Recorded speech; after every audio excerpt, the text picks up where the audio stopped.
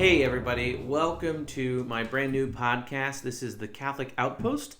I am Luke Arredondo, and on our show, what we're going to be doing is talking about the intersection of our Catholic faith and the modern world. And that's going to mean examining a lot of different topics from pop culture, or what I consider to be pop culture, the lives of the saints, some films, definitely books, and we'll talk a lot about Catholic devotion and piety.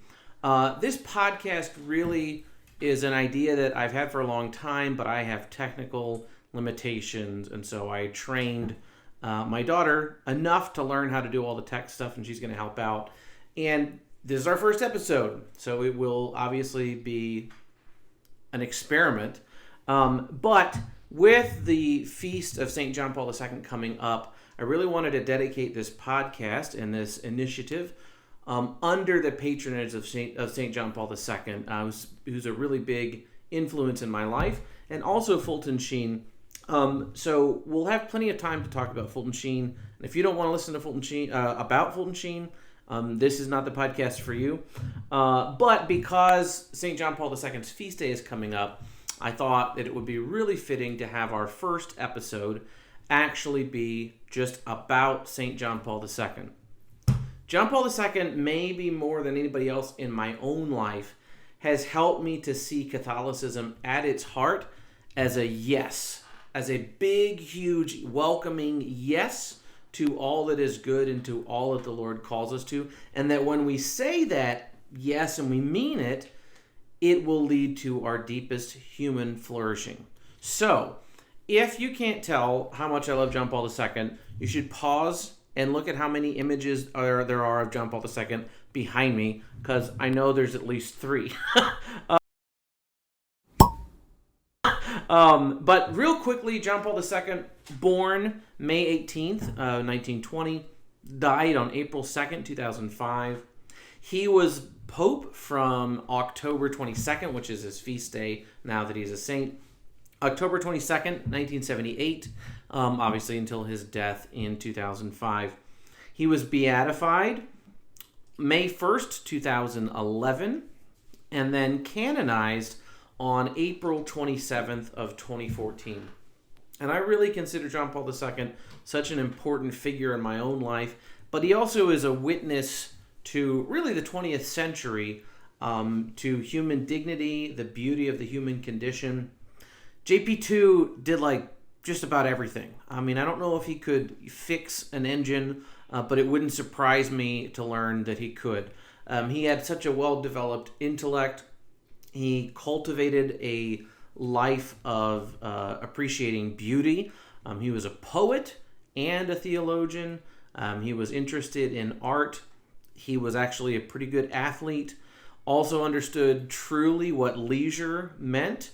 And really at the heart of his own life and his ministry as a priest especially, not that it ended there, but during his priesthood he really got to express this. He had a deep concern for cultivating the family life, the spirituality of the family. Many people, for instance, today, at least in America, and I assume a very similar thing in other countries, though I don't know the specifics, when you're preparing for marriage, it's very normal for you to enter into some sort of premarital formation. And that may take the form of some sessions with another couple, going on a retreat, taking a class, something sort of like that. There basically was nothing like that in the church when John Paul II was coming up. And as a priest, he really began to do that. And it really took off. So there's a real sense in which our own practice of preparing families or couples for marriage today is even a testament to John Paul II. So when I think about John Paul II, and as we prepare to celebrate his feast day on October 22nd, and we're launching this podcast with such humble roots, this is our whole set, this is our living room, I thought, what can I say about John Paul II? And I go back frequently to this notion. To me, John Paul II is a Catholic version of Forrest Gump. So what does that mean? Forrest Gump, obviously, really, really good movie. Forrest finds himself frequently at the intersection of incredibly important events in history. And he just always happens to be there. There's almost, in a certain way, in Forrest Gump, no reason for him to be there. He's involved closely in Watergate on accident, finds himself at a Vietnam protest on accident, right? Meets John F. Kennedy, happens to play Alabama football, and I'm sort of going backwards in his life, but all of these tremendously powerful moments in history, Forrest Gump is written in there. John Paul II, of course, the great difference is, was not a fictional character, and frequently found himself just at the right place and at the right time. It was as if by divine providence he had been prepared to be exactly where he was all of the time.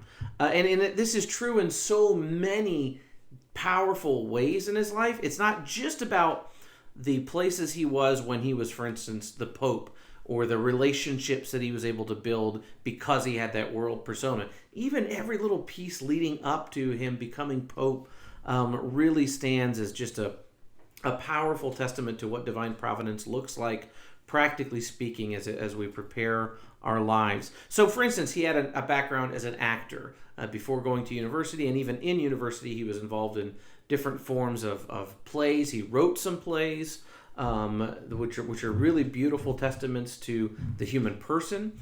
But he had a presence about him of being on the stage, of delivering a line, of waiting for a little bit of dramatic reaction to a line that he delivered, right? He understood sort of the relationship between a speaker and its audience, and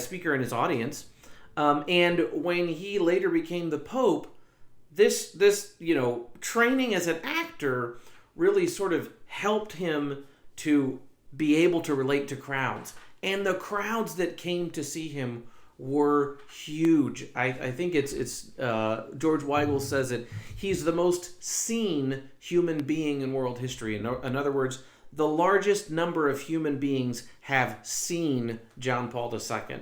You look at the World Youth Days that he did and some of his visits over the years, his pilgrimages around the world. He was also one of the most traveled popes.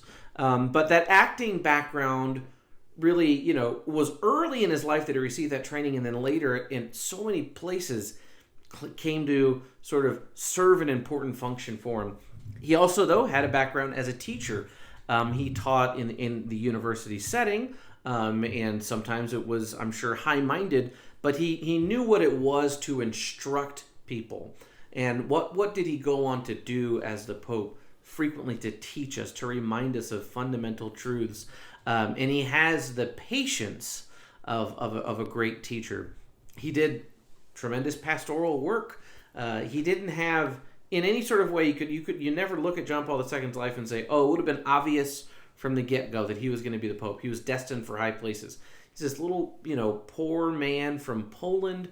You couldn't have anticipated his rise within the ranks of the church, but just time and time again, providence sort of works its way into his life. So he spent quite a bit of time just being an ordinary priest, being a pastor, working with youth, working with married couples, with families, and maintains this sense of what pastoral work looks like, even as he goes to become the Pope. He studied a lot of stuff. He actually earned 2 doctorates, but he had this unique combination of having a deep understanding of the mystical and spiritual theology, right, of St. John of the Cross. He learned Spanish just so he could read St. John of the Cross as he was pursuing his first doctorate. He also studied Thomism under Garrigou-Lagrange, the famous Thomistic scholar of the early 20th century, and then began to develop a serious interest in personalism, this philosophy of the human person, which is just all over his works, but so is Thomism, his view of Aquinas, and his fundamental, emphasis on spirituality. Those 3 things really shine through in his teaching and his writings as the Pope, and even in some of his other writings. And they all sort of seem to be really critical for the human condition in the 20th century, to have a deep grounding in spiritual theology. I mean, how much does the world need deep spiritual life, deep spiritual training? We need that tremendously, and John Paul II brought that to his work of shepherding the church. the defense of the human person, incredibly important, especially in light of the atrocities that he himself witnessed. And this is a thing that's almost impossible to believe, is that a man whose life was in many ways destroyed by the Nazis and then again by the communists right after that, that he could emerge from that not crushed and defeated and abandoning any sort of hope, but with a deep conviction about the beauty, the gift of every human person. So the personalism grounds a lot of his work. He had, as I said, experience with the Nazis, experience with the communists, and he's able to use his sort of media savvy against even the communists. One of my favorite stories in George Weigel's biography, the first volume, Witness to Hope, is of John Paul II's triumphant return to Poland after becoming Pope, that he wanted to have a mass, and he wanted to celebrate this mass and have it broadcast on public television in Poland, and the communists sort of had to agree. They had to let a pope come home and say mass and broadcast it with state television. They provided no infrastructure, no preparation, but the good people of the diocese and of the country, right, were on hand for security and every other thing that the Nazis or the communists should have taken care of to organize a good, fitting public event. They just took care of it. But he worked the clock so that he could maintain the maximum amount of presence on the media. He took up exactly as much time as he knew that he had, so that there wouldn't be a second of the broadcast wasted.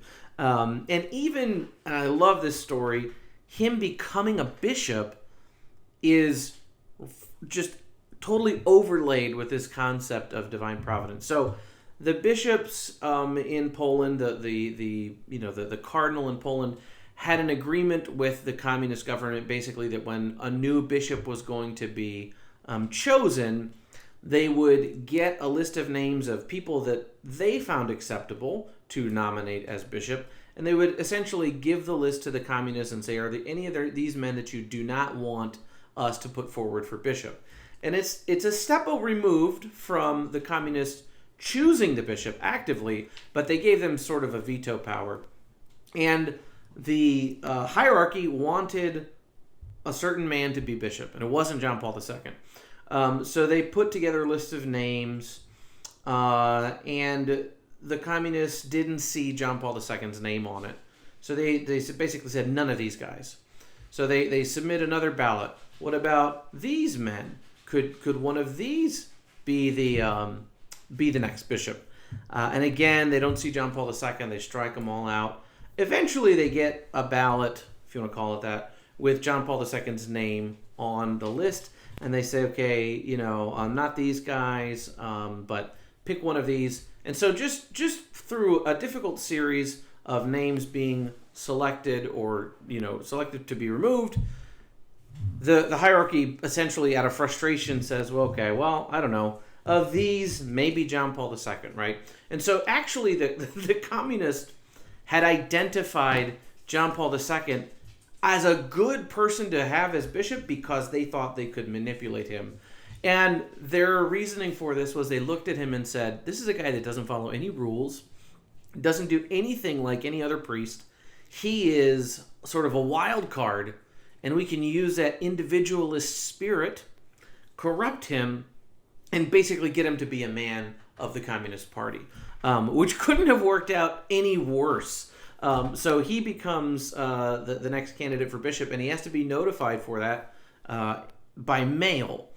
He's on a trip in the countryside with some young people. I think they were going kayaking, and he was celebrating Mass for them out in the woods and kind of going down a river and checking in every other day at different post offices where he had his mail forwarded, which just sounds like unbelievably difficult to do, but I guess it was common. So he goes to check his mail, gets a postcard, says, you gotta come see the cardinal. He thinks he's in trouble, and then he finds out that he is going to be nominated. He's been chosen to be the next bishop if he'll accept it. He had to hitch a ride on a milk truck into town to find that out. Also, when he became pope, one of my great stories. And if you haven't read this book by Jason Evert, on John Paul II. I think it's called His Five Loves. It's a fantastic book, really short. It's got great stories. Some of the best JP2 stories I've read are in there. One of them is that when he was the Pope, he would sneak out of the Vatican to go skiing because he was an athlete. He liked to do this sort of stuff. And then on one of his trips skiing, a little boy saw him and goes, "You're John Paul II. You're the Pope. I know who you are." And he sort of winks at him and nods and says, "Yeah, that's me." And so the little boy then goes to tell his mom, "Hey, I saw the Pope. He's out here skiing." And his mom is like, "The Pope is not out here skiing. What are you talking about? Stop lying." So somehow John Paul II overhears this. I don't know if he had an aide with him who witnessed this conversation or what, but he was aware that this little boy had told his mom, "I saw the Pope. He's out here skiing." She didn't believe him and accused him of lying. John Paul II finds out about this and somehow learns the location where they're staying in the ski lodge. And he shows up there the next morning and sort of knocks on the door and he says, "Your little boy was telling the truth. That was me. I was skiing. I like to ski." So there's something just very human about that, like a Pope sneaking out to go ski that I love. And then, yeah, they're really, I could tell so many JP2 stories, and it's not like I met him or anything, but I'll just pick one more. And this demonstrates the incredible intellectual, maybe it's angelic power of his mind almost, the capacity that he had for deep understanding of so many different things. His mind could be doing two things at once. So he could be in an important administrative meeting where critical things are being discussed, things that he's going to need to make decisions on, and he's there and he's in the meeting, but he's also scribbling down something on a paper. And it could be another encyclical that he was working on, or a homily for an upcoming event, and then people at the table would say, "Holy Father, like, did you hear?" And he said, "Well, yes, I heard, and I don't agree with you, but this person I think has it right, or the truth may be somewhere between the two, so let's go in this direction." Almost that he could be doing two things at the same time and be completely engaged in both of them. Another one may be more impressive. Same topic. He would annually take his retreat at Castel Gandolfo and be engaged in reading poetry or reading theology. But sometimes he would read theology, study up on things, and have somebody read poetry to him at the same time. So he's sitting there studying, a new journal article in theology, or reading a book, or church fathers or whatever, and then someone is sitting in a chair next to him reading poetry, and then he would sort of like pause every now and then and really give attention to a couple of lines and then come back.